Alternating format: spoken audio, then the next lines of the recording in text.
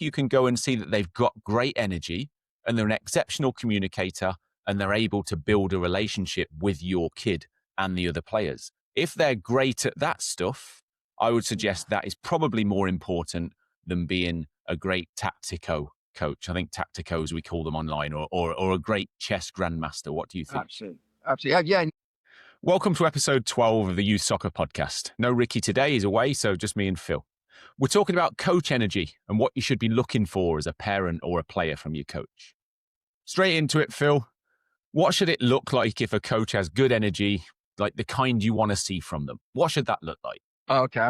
I'd like to preface this, because I don't know exactly what a coach has to be for each individual player, because everyone's so different. So some players are going to need a coach who's going to put their arm around them, as they say, and then some players are going to need coaches that are going to be a little bit more hands-on and a little bit more in your face, and they will respond to that. So I think that really leads into what you're looking for in a coach, and that's someone who can identify and discern what player needs what at what time, and be okay getting it wrong as well. It's okay if they get it wrong, but when they get it wrong, it's important that you're looking for a coach that doesn't defend himself, and someone who's just open and happy to say, look, I made a mistake with your son or daughter, but I'd like to keep going with them. I'd like to keep developing them, and sometimes that humility is what can spark a really good relationship. But ultimately, I think that comes from a very positive way. What do you think, Paul? Is it like a lot of positivity, I think, from a coach, but positivity also in the negatives?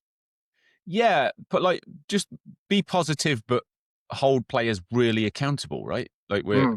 I personally don't like the everything's perfectly positive. We're supportive all the time and we're nice. I don't relate to that approach. I don't like it. I think we say in England, right? Sometimes a kid needs a rocket up their arse. Yeah. And it is true. Like they need to be fired up. And I think that energy is really important from a coach. Like you want, as a parent, when you're watching a coach, or as a player, when you're looking at a coach, you want to see that they're enthusiastic and full of energy and ready to roll and have the same energy that they expect from you. And look, Phil, I'll say it because we're on this podcast. You're great at it. You're full of energy. Sometimes you're so full of it, mate, you don't shut up. But it's brilliant. It's brilliant from a coaching perspective. Like the kids feed off that, I think. Players feed off it. Yeah. Well, as a coach, I mean, you and I think we tap into our enthusiasm. I know there's a lot of aspects of this game. We know there's very tactical and strategic ways of playing this game that is very chess master type. But ultimately as well, you got to have a lot of passion and enthusiasm, and you got to have an energy of like, I love this game. Like, I know how much it means to society. I know how much it means to men and women around the world who, like, I went to Buenos Aires like a couple of years ago, and honestly, it's religious. It's fully religious. Yeah. They are completely and utterly passionate. They are and it's no wonder why they're creating some really good players and winning World Cups, and they're continually pushing a sort of like a social norm there, that they wake up and they see Maradona and Messi in football and the World Cups that they won, graffitied, painted, honored, statued, like it's a way of life, as the guy on Ted Lasso says, like it's football's life, there is an aspect of that. And I think the coach, if you really want a good coach, they've got to live and breathe a little bit of that. It's got to be, in my opinion, connected to a man's or a lady's, but I'd like to just concentrate on men just for this moment. I'd like a man's purpose. I agree with you on that. I think that you want to see that a coach is full of that energy. They've got a purpose. They really love what they're doing. And they're coaching the players because they're not only desperate for them to improve as players, they want to build them up as characters and men and women and help them off the field as well. Absolutely. And I think it's easy to kind of just say, look, I'm a football coach. I'll go and do my job. I'll do an hour and a half of coaching. We have the kids. I know we like this saying sometimes here, have a bit of fun. And then we just kind of go home and what have you really achieved? What have you injected into those players, really into their, not only from a soccer perspective, but from a character perspective? Yeah. And I think too often what I see is those training sessions and games where it's just, I'm there as a supervisor. I'm just here to kind of supervise that. And that's That's not for me. You mentioned it just a second ago. I think it's a really important point. The tactical stuff, the technical stuff, the complex concepts, does it have some value? Absolutely. It doesn't have any value, though, until you have that energy first. And you talk about that because you talk about it all the time, and you're really articulate about it. You need that energy first before that other stuff.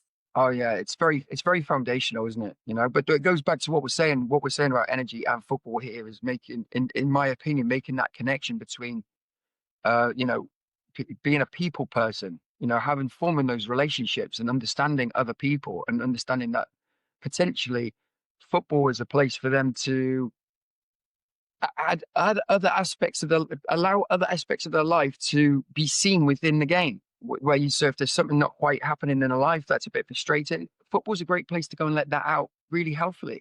You know, in a header or scoring a goal can be a release. You know, just doing something magical on the field, or have a good tackle.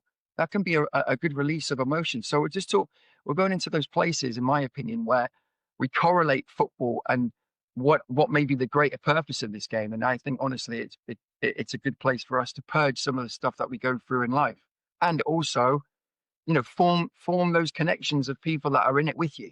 You know, they you look to the side of people and you say, like, we're going into battle against these strangers, whether it be coaches and other players in sometimes places we've never been before. So you can be a little bit out of your comfort zone. It's like, no, Yep. I've got people with me. I've got like my friends or acquaintances or teammates and coaches that are like, no, we're all in this together today. And it's a really good feeling. That's where an energy of like that united sort of what's the word you can use there, Paul? So it's like, you know, and it conforms together. I've lost my words on that one, but I think you know what I'm talking about.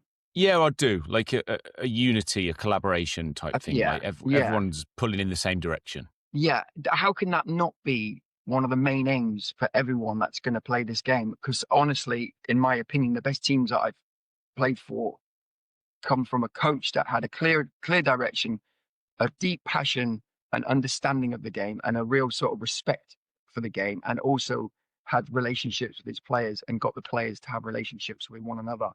And in those relationships, doesn't have to be perfect. If one of them wants to say to the other person and have a little bit of a row, that's all good. You know, if I don't suggest players end up pushing each other or anything like that, but if they get to a point where there's crosswords, all good. How's the repair? After that repair, it's going to be potentially even a bigger bond, especially when you go against a team that's like dominating you. It's like, no, me and you have been through this. Let's stick together. You know? Yeah, that's perfectly put. It's all about relationships, right? And building Yeah. relationships and building that cohesiveness and Mm. togetherness as a team. And I think a good coach, or any good human, to be honest, is good at that. They know how to communicate. They're effective in the way they get the message across, and they know how to bring players and groups together. Oh, I mean, absolutely. it's vital from a Right. football perspective or a soccer perspective. Go on, mate. Yeah. So you want to No, jump in? I'm just wanted to continue on to what you said. I want to cut you off. I think it's just what you're saying is like making me think as well, because how does that really apply onto the actual field in the hard yards? That togetherness, like what is it about togetherness and that energy from a coach that will say, no, like we've got an emotional commitment to this game that's very healthy, and how is that going to help us in the things that we need to do tactically and strategically? And that, for me, sorry, Paul. Well, we were at a game at the weekend. Why don't we use that as an example?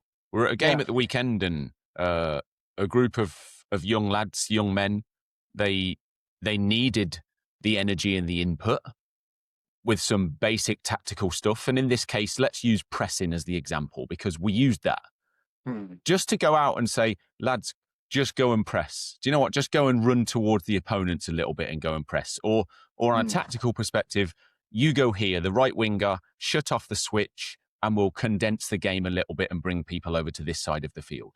Yeah. Those things are fine. I think they also need, and they got this from us because we were both there, they also need to be told consistently and reminded as the game's going on, and some people don't like this, the coach, you got to be silent on the sideline. Can't be standing there shouting and screaming. It's part of your job. The players need it. And so they need that reminder as they're kind of dilly-dallying a little bit. Do I need to go here? Do I need to press? Go, keep going. Go to the next man, go. And after doing that, multiple times, I think something clicks in a player's brain and they go, do you know what? I need to go now. I need to go next time. I can't wait for the coach to shout. I don't know whether you experienced that at the weekend. I felt Yeah, that. 100%. I think ultimately, I think what you're saying is we give them permission to do something that maybe they've not been instructed or coached to do before, and that's get on the front foot together, like all of you on the front foot, with maybe a couple of players watching out for the long ball, you know? And it's a really good dynamic. It's a really good energy if you think about it in terms of direction. It's like we've got people going that way at you, and you're testing the other team. Like you're asking them, yeah, you want to be a ball playing team? What are you like under pressure? Because this is what it's potentially going to be like if you go to a college in, I would say, a colder climate where running, no one's standing around passing the ball around in cold climates. That's why the Premier League's such a good league, is because it's cold and everyone has to get on top of each other. It's just the energy of the temperature and the energy are a correlation. So back to what we're saying about the game that we had on the weekend, we're giving them that permission to say, listen, we're in January. Go, go and have a little push. Go and like see what this team is like. You're giving them the respect by saying, we respect that you can play. Can you play when we're on your back? Can you play when we're limiting your space? What plan do you have for this? And I think that's what no one, in my opinion, wants to watch a game where one team's got the ball and the other team say you can have it, and the other team's got the ball and say you can have it. I think there might be some people out there that enjoy that, but certainly not me. I can't. I don't feel. I'll watch occasional games, occasional higher level games that look like that. And I watch some academy games, both here and games I've seen online back in the UK. And it's like that. And it's very much the coaches sit there and it's a chess match, and they want to sit there like they're a professor and say, listen, I'm going up against this guy and I'm going to do these chess moves and this is how we're going to play. And you watch the game and it's boring horseshoe pattern, pass around. No one really does anything. And look, the top level managers have spoken about it. Arteta's spoken about it. Pep talks about it often. I think he might have spoken about it again the other day, about the energy and about going and looking for the ball and having that high energy as a team. Yes, Yeah. Man City keep hold of the ball very well when they've got it. But when they don't have it, they're looking to get it back. I Yeah. don't like this thing either of, look, we're just going to stand off and watch the other team and let them do whatever they like, and we'll both do that. Now, can you press intensely and go and fly into people the entire 90 minutes of a game? Look, the physiology tells you that human energy wouldn't be able to do that. So there's got to be periods where you don't, Mhm. but I it's think that go on, Phil. it's at the right time, isn't it? It's like it's not just running up like a headless chicken, putting constant ridiculous pressure on another team. It's almost saying when is the right time to go and like, we've got them in a little bit of a corner, or it goes out for a throw in and we're the one that is switched on first. We're ready for you before you're ready for us. Just little things like that. Sorry to cut you off there. No, you're right. You're right. Spot on. It is things like that. So energy from a coach then on the sideline, I touched on it. The energy in practice, the players need to feel it. And parents, when you're watching your kid or your kid's coach, that's what you should be looking for. Games, is it different? Is it the same energy? Do you want that animated coach on the sideline? What should parents kind of look for? And I know everyone's different, so there's no perfect answer.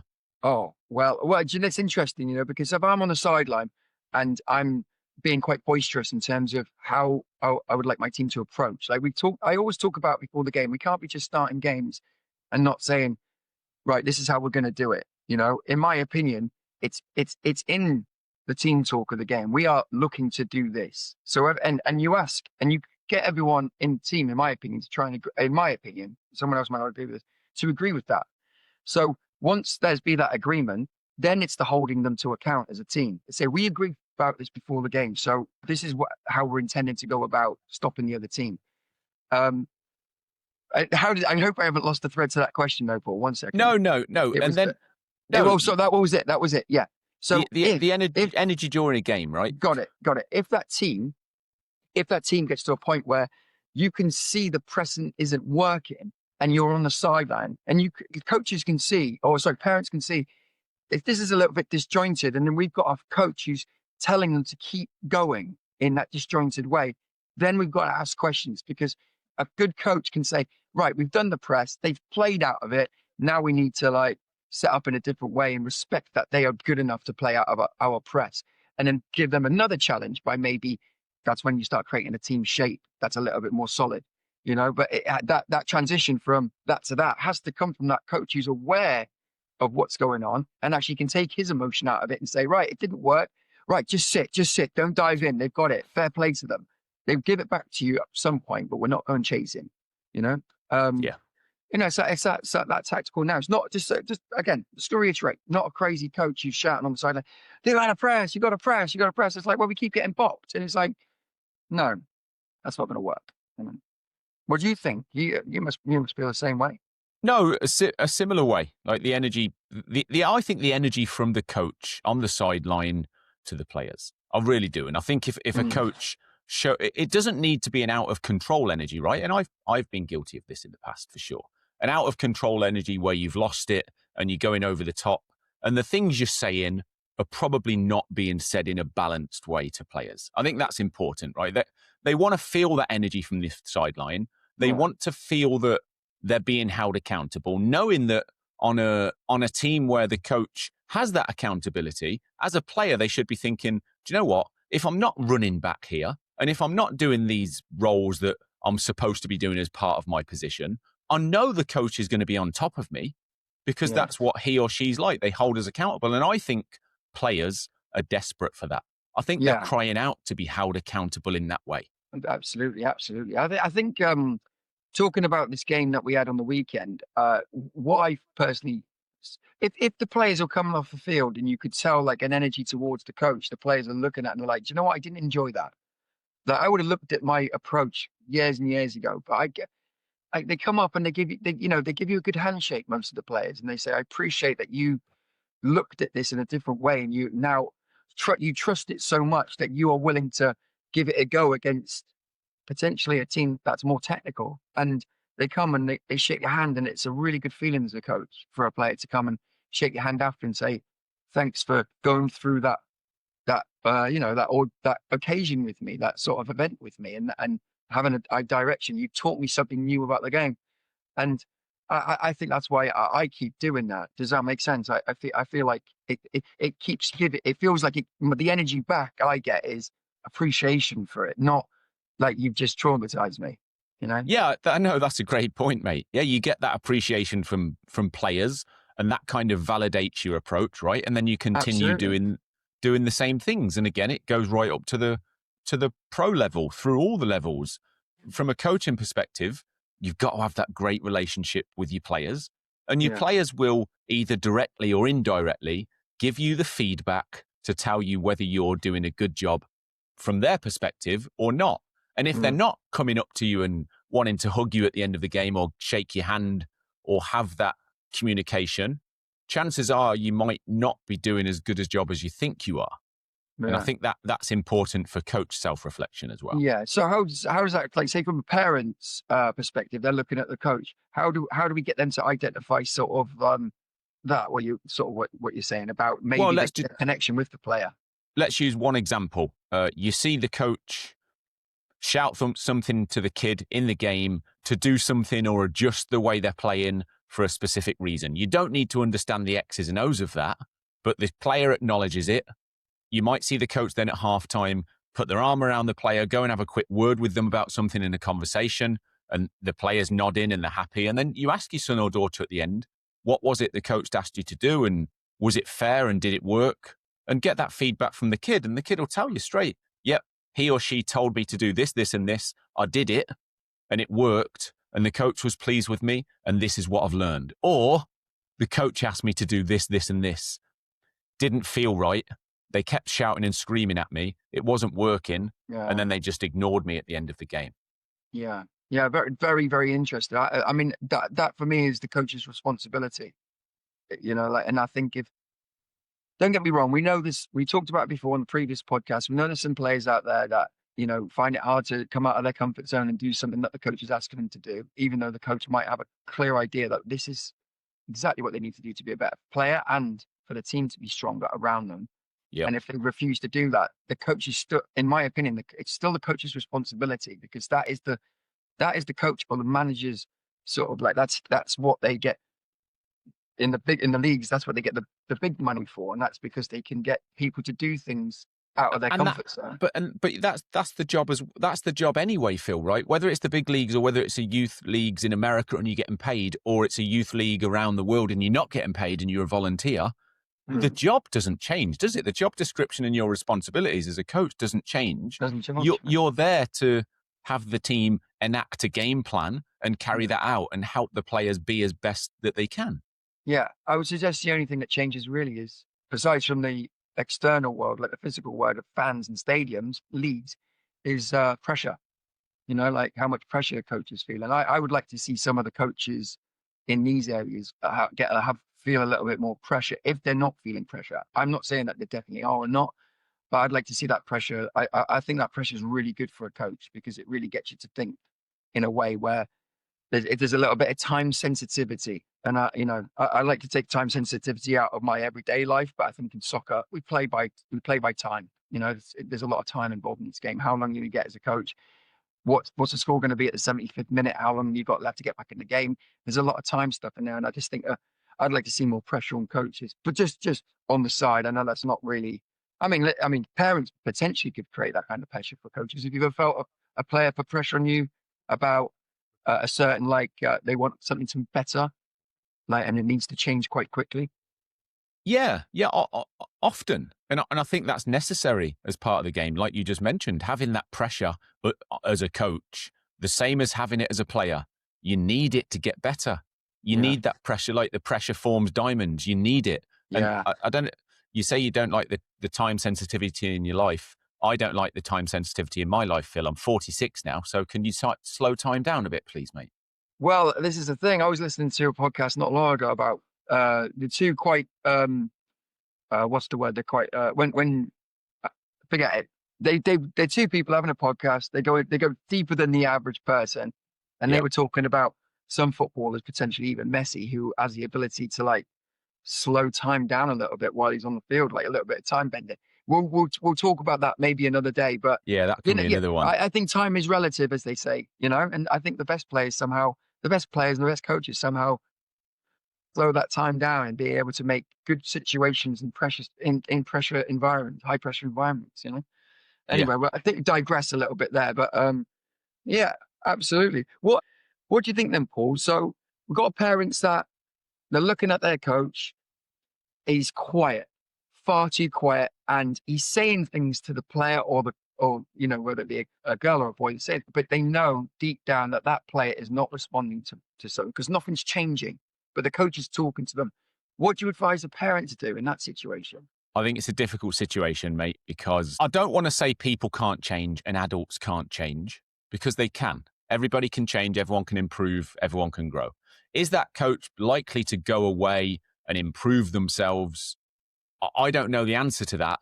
If you've been with that coach for a while and they're the same person as they might have been 8-10 months ago or a year or two ago, look, my suggestion is, if you're looking for something better and to be for your kid to be held more accountable, you probably need to look to move on. Because although we can change, the reality also says a lot of studies from a young age. There's a brilliant documentary that I put notes in my phone the other day. I'm going to watch it. I think it followed a big group of people from age 7, and then it kind of filmed them, I think, every 7 years or so from that point into their mid-60s.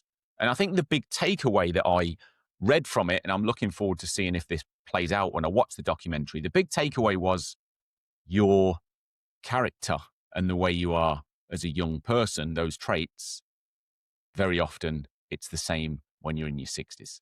Right, interesting. Like, really interesting. Yeah. So if you're very quiet and meek and mild as a young person, chances are maybe you'll continue like that throughout your life. Okay. It doesn't mean, now back to the coaching point or the parent perspective looking at coaches, that doesn't mean a quieter coach can't be a successful and effective coach. But because we're talking about energy today, I'm just a big believer that if a coach doesn't have that energy that players can really feel, Yeah, I just don't think you get the best out of it's players. interesting. Yeah, What do you think? I completely agree with you. I think the word that's coming from me is intensity. Like, you can be super intense and very quiet, and as you know, and I think really going back, I think like, we started this conversation. I'm not saying I've got a list of everything they need to say, but as we talk through the conversation, I'm starting to understand some more stuff. Like, yeah, I would really say, like, I think a parent looking for a coach that has intensity for their player, very, very, very important. If you can just sort of read that sort of focus and that awareness, you can see sometimes in their eyes, but that comes back to a little bit more of a asking the parent to tap into their sort of what's it called? In your gut feeling, your Their intuition. their intuition. Yeah, like Yeah, you're and asking parents to tap into that. Yeah, yeah, I think it's good that you raise that as a point, Phil, and I think this is a beneficial thing for parents, particularly those that don't necessarily know the game of football or soccer, to go and assess another person or evaluate another person for whether they've got good energy or not. You don't need to know about football or soccer. And I think mm, that's a good thing from a parent yeah, perspective, because you don't need to know necessarily whether that coach is perfect in the X's and O's of the game, although yeah, obviously it's important to know the game. yeah, If you can go and see that they've got great energy and they're an exceptional communicator and they're able to build a relationship with your kid and the other players, if they're great at that stuff, I would yeah. suggest that is probably more important than being a great tactico coach. I think tacticos we call them online, or a great chess grandmaster. What do you think? Absolutely, absolutely. Yeah, yeah. No, like I think the coach that I worked for, who was the most successful coach that I'd ever worked for, I think he'd worked in some sort of a factory prior to being a soccer manager. This is back in England. So, and I think he was a manager of a factory, and I think he knew how to put people into the right situation to make something run like a well-oiled machine. That was his skill. It wasn't necessarily he knew ins and outs of football, even though he did know a lot about the game. But from that, he had the ability to say, we need this cog to do this cog to do this cog to do this. If this changes, this cog has to do this has to do this. And he had it to a point where he took a team now that are in the sixth tier of English football. At the time, he took them to the third tier of English football. That's a long way. They were a football club that should nowhere near have been in League One, playing against the teams like Southampton. Um, and now they're in the sixth league, back to where they sort of belong. Does that make sense? Yeah, Tim and so Howard owned them at one point, just for that all you Americans, that tagging them. was so that daggers as you Yeah, call them, Phil. So that all that was driven then. All that was basically driven, you're saying, by the energy and expertise of the coach. yeah, and he trusted that, so his energy was behind it, and he was like, everyone believed in it. Everyone believed in him. In that fashion. And ultimately, you bring in. I think what happened is he brought in one too many people that wouldn't buy into that. It was a little bit too basic for them. You know, so therefore it's very interesting. It's like it's an ongoing thing. You Well, bring that's a difficult balance, and that's probably another podcast, right? That this energy and this basic approach of fantastic communication and relationships and all the fundamentals can get you so far and do so much, and then at 100%. some point those players go, "You've given us all of this. It's fantastic. We need a bit more now on the X's and Yeah. O's side." Now we need a bit of class. Now we need now we need to show that we can play just as well as the other teams, and Yeah. absolutely. And then from that foundation. So do you mind if I go into why I believe that No, energy? let's take another couple of minutes, and then we'll finish off with a parent question. Okay, brilliant. I just wanted to say why that energy is so important. That everyone's got that buy-in and the coach has got that energy and everyone's sort of feeling like they're very optimistic and positive about the whole, like the plan of the game. Because the best teams that I've played against, if they keep the ball, they make the pitch very, very big. And obviously, someone at some point is going to give the ball away. And from that pitch being very, very big, as soon as that ball's given away, we know that every single player, mostly every single player on that team, has to tuck in fast. That's a hard run. And then they win it back, let's say. Then they've got to get wide again. Otherwise, you're playing in shorter spaces, which is possible, but it's more dangerous for that press. It's hard. I think it's a lot harder to press a team that make the pitch bigger, because you're making a lot more 1v1s. I think 1v1s around the pitch are harder to defend than, let's say, we get into a 3v3. I think you're more likely winning the ball back in a 3v3 than a 1v1. I'll get you Anyway, in a smaller space. Yeah. yeah, but how are you going to get them to buy into wanting to run in like that for one of their teammates who's just give the ball away? Let's say that teammate is give the ball away 3 times in a row and the right back is saying, right, this is the third time in 5 minutes I've had to sprint 40 yards because he's giving the ball away. So that's where the coach comes in and says, listen, we're going to we have to back each other up. If he gives the ball away, we all do it. We make that run because that's what we do as a team. And blah, blah, blah. I can't describe it. It's going to take weeks of training on it, but you need that energy to play that system. Yeah, You need that. it's a collective sacrifice. Yes, absolutely. You need that energy to play that way. You need good energy, and people that are very positive and continually ready to just get the next one, mistake, the next one, and keep on going to play the good football that everyone wants to see. And that's the tactical stuff where someone's dropping in, it's peeling out, someone else comes in, plays a 1-2 round the corner, like keeps the ball, settles it for the team for, minutes at a time, you're going to need that energy for that as well. Big time. Yeah, More so.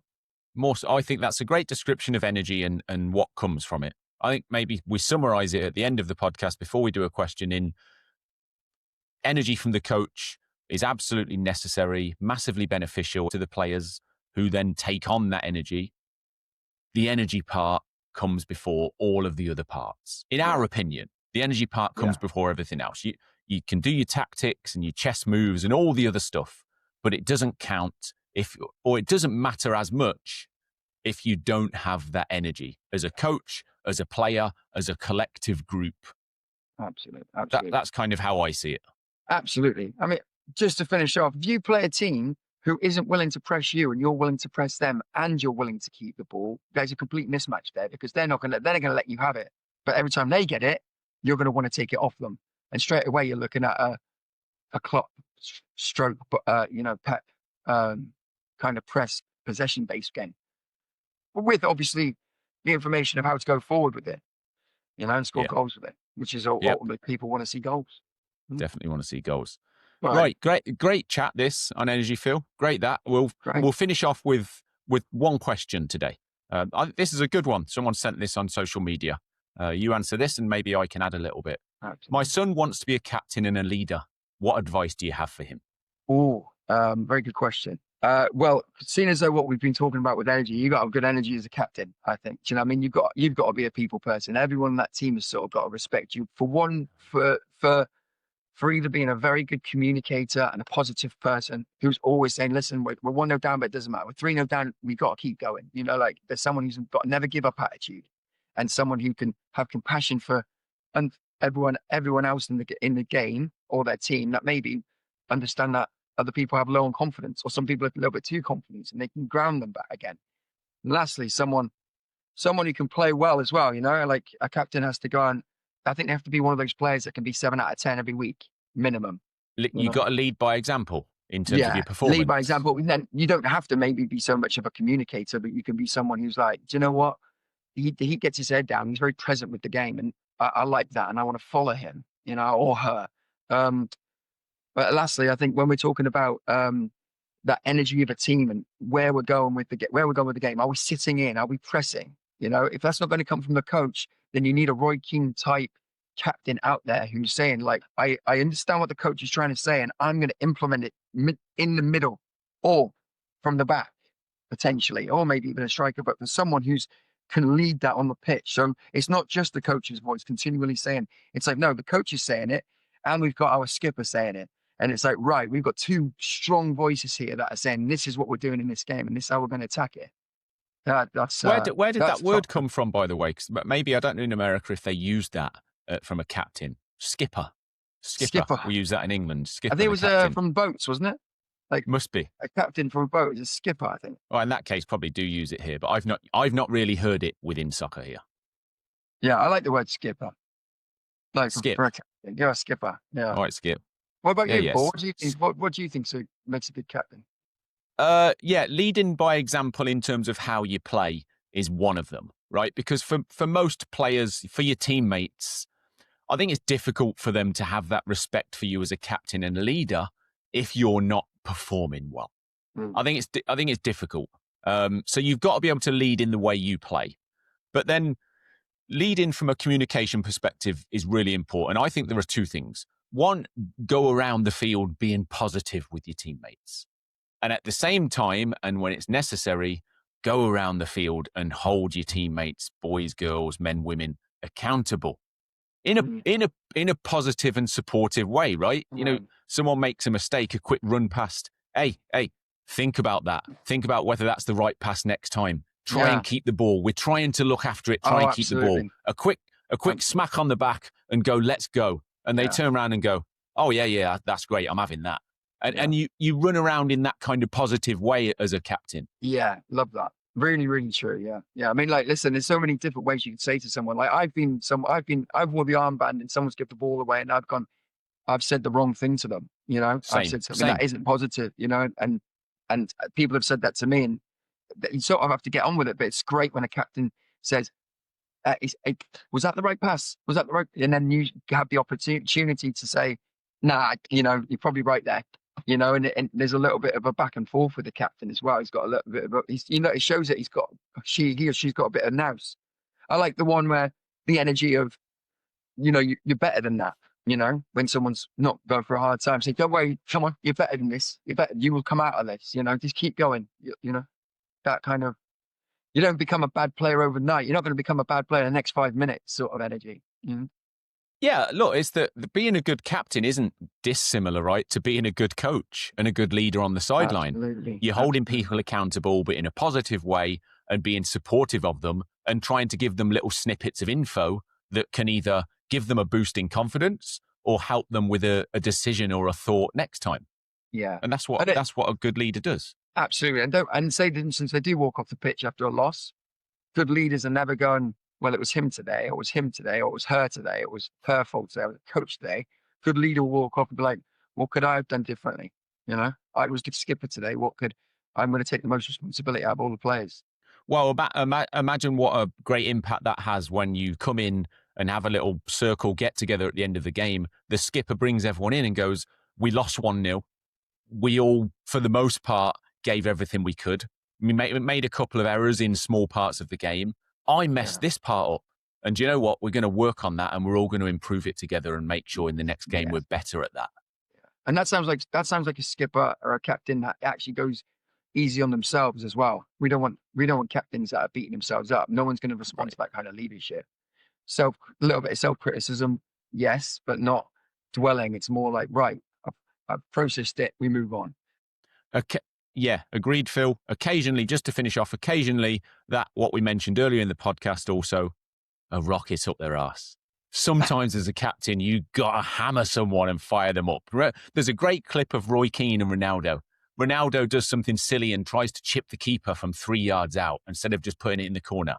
It goes over, and on the clip, you see Roy Keane utters 5 or 6 expletives straight at Ronaldo. And you see him kind of shrug his shoulders. 2 minutes later, Ronaldo gets the ball, goes past someone, rifles it in, and just kind of looks at Keane. And you can imagine Keane thinking to himself, that's what you should have done last time, mate. Why didn't you do that last time? Yeah. A great pairing, those two, aren't they? Really good pairing. Yeah. All right, great episode, mate. Good chat about energy, Phil. Cheers, Paul. That's all for today. Thanks for listening, and don't forget to subscribe so you never miss an episode. We'll see you next time.